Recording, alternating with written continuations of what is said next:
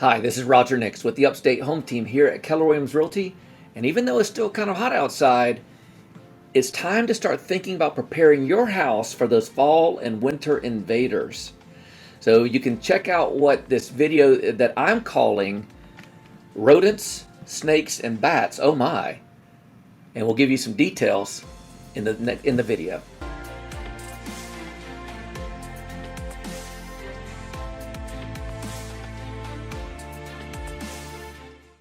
Here in the upstate of South Carolina, you may find yourself as we head into the cooler months with some unwanted house guests that are going to make their way on four legs, slithering, or even flying into your house. And we don't want that, obviously. It's not a lot of fun, and we don't want to have that happen.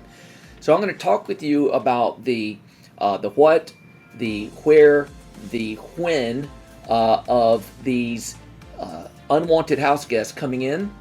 And then in a part 2 video, I'm going to share with you the why they're more than just a nuisance, and then what to do if you do find yourself in a situation where they're coming in.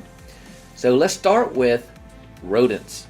All right, so typically around here, what we're going to look at with rodents are going to be squirrels, are going to be mice, and rats. You may have chipmunks, but they're not normally a home invader, so we want to try to avoid labeling them as sort of this nuisance. They're a nuisance outside. So with that being said, keep in mind that these rodents are going to be coming in, and you just about are guaranteed to have it happen at some point if you don't take precaution. Meaning that the National Pest Management Association says 21 million households in the United States will encounter each year some type of rodent infestation. Now, in the South, where we live, that makes up about 30% of that total. So it's a lot of homes. That's over 6 million homes every year that may find themselves with an invasion of rodents. So what do we need to do about that? One, understand a couple things. Why do they come into your house? Well, they come in for two reasons: food or warmth. And that's it. So if there's not a food source for them to get to, and if there's not, warmth or access point, then they're not going to get in.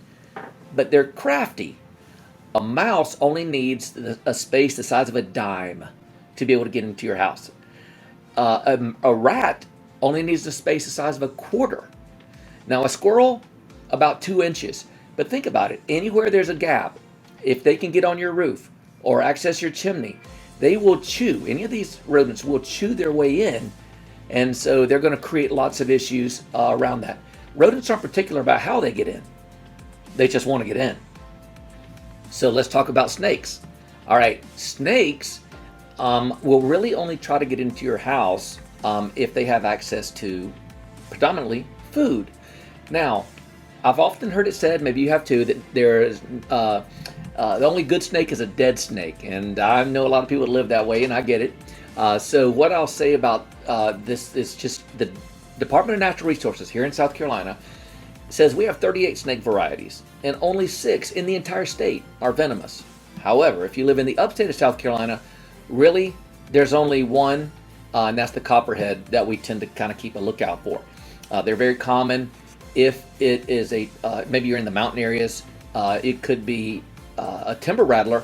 However, they're almost never seen. But they are there, so we'd know about it. Again, 4 reasons why a snake will try to get into your house. Food, that's number 1. Number 2, they're trying to seek warmth. They can't regulate their body temperature, so they're going to try to go somewhere where it's warm. And they may even, number 3, make a nest and have baby snakes. That's not pleasant to think about. Or they're just going to hibernate, need a place to hide or hibernate, and so they'll go there.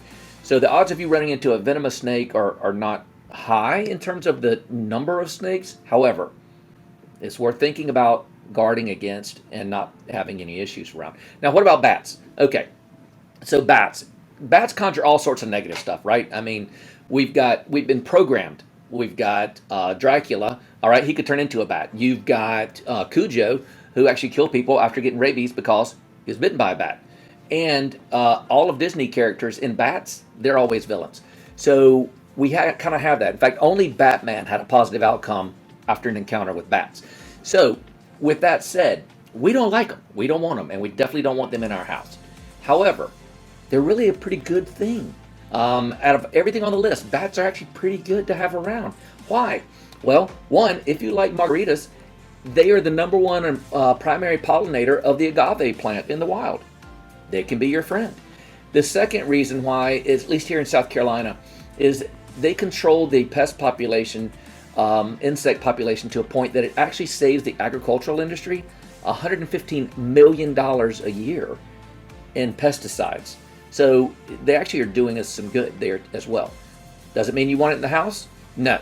So why are they coming into your house? Well, because they're trying to get out of the cold. Again, they like the warmth of your house, and they can squeeze into some really small areas, much like a rodent, and you won't even know you had them.